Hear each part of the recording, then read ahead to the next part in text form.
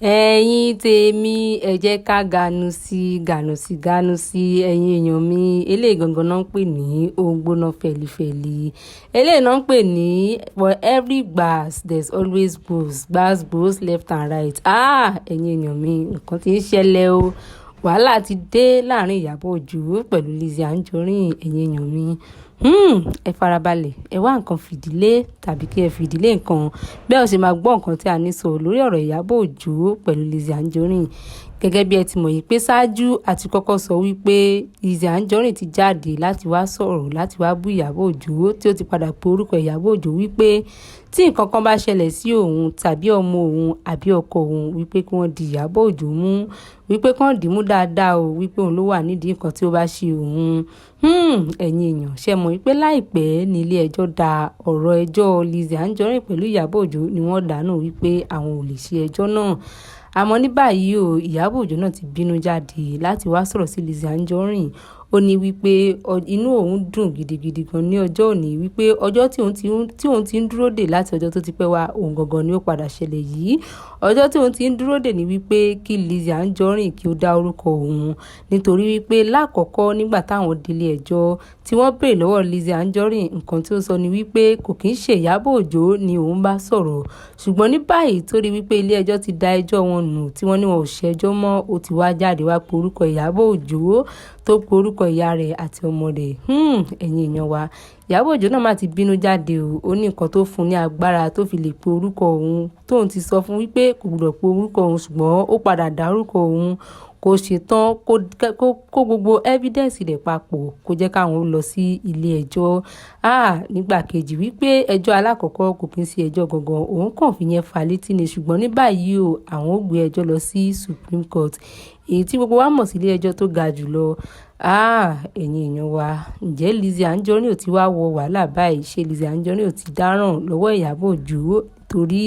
lórí eléyìí tí ẹ̀ ń wò yìí ó mà dàbí wípé Ìyábọ̀ Òjó ò mú ní kékeré nítorí nínú fídíò tí ẹ̀ ń wò yìí ni Ìyábọ̀ Òjó ti kó gbogbo ọ̀pọ̀lọpọ̀ evidence síta bí Lizzy Anjorin ṣe ń ṣẹ́ èpè fún òun tó ṣe ń ṣẹ́ èpè fún àwọn ọmọ òun àti boyfriend òun ẹ̀yin èèyàn nǹkan ti ṣẹlẹ̀ ìjà ńlá rèé o láàrin àwọn àgbàlagbà méjì ẹ̀yin èèyàn wa nínú fídíò yìí ni Ìyábọ̀ Òjó ti sọ wípé ta ló yẹ kó sọ̀rọ̀ wípé tí nǹkan kan bá ṣẹlẹ̀ sí òun kí wọ́n dìyàn kan mú bí kò jẹ́ òun Ìyábọ̀ Òjó ló yẹ kóun sọ wípé tí nǹkan kan bá ṣe òun tàbí ó ṣe ọmọ òun àbí tó ṣe ọkọ òun wípé kí wọ́n di Lizzy Anjorin mú ẹ̀yin èèyàn wa ìjà yìí ó ti wá fẹ́ máa dìjà ìgboro ó ti fẹ́ máa dìjà ńlá ó ti fẹ́ kọjá agbára ẹ̀yin èèyàn wa kí ni nǹkan tí ẹ lérò kó ń ṣẹlẹ̀ lórí ọ̀rọ̀ àwọn méjèèjì yìí nítorí Lizzy Anjorin ó mà dàbẹ̀ ni wípé ó ti kọjá yìí báyìí wàhálà yìí ṣé kò ti wá pọ̀ jù báwo lẹ ṣe rò wípé ọ̀rọ̀ yìí ó ṣe já sí ǹjẹ́ rò wípé àwọn méjèèjì yìí wọ́n tún lọ ilé ẹjọ́ fún ìgbà kejì nítorí wípé Ìyábọ̀ Òjó mà ti gbé evidence jáde níbi tí Lizzy Anjorin ti sọ wípé kí Ògún kí ó pa ọmọ rẹ̀ tí ó ṣẹ̀ṣẹ̀ ìnáwó kí Ògún kí ó fi ẹ̀jẹ̀ rẹ̀ kí ó fi wẹ̀ ẹ̀yin èèyàn wa ṣé Lizzy Anjorin ò ti sọ̀rọ̀ kọjá agbára báyìí àbí kí ni ẹ rò wípé Ìyábọ̀ Òjó yóò ṣe fún Lizzy Anjorin ǹjẹ́ ẹ rò wípé tán bá lọ ilé ẹjọ́ fún ìgbà kejì ṣé ẹ rò bóyá Ìyábọ̀ Òjó yóò win ní àbí ẹ rò bóyá Lizzy Anjorin ni ó win ta lẹ rò pé jẹ̀bi nínú àwọn méjèèjì yìí ẹ̀yin èèyàn wa ta lẹ rò wípé ó kọjá ààyè àbí ta lẹ rò wípé ó fẹ́ràn wàhálà jù láàrin àwọn méjèèjì yìí ọ̀rọ̀ yìí ó mà ti kọjá ibi tí a fi sí ó ti kọjá agbára ẹ̀yin èèyàn wa gbogbo wa láti mọ̀ wípé tí Ìyábọ̀ Òjó náà bá sì bínú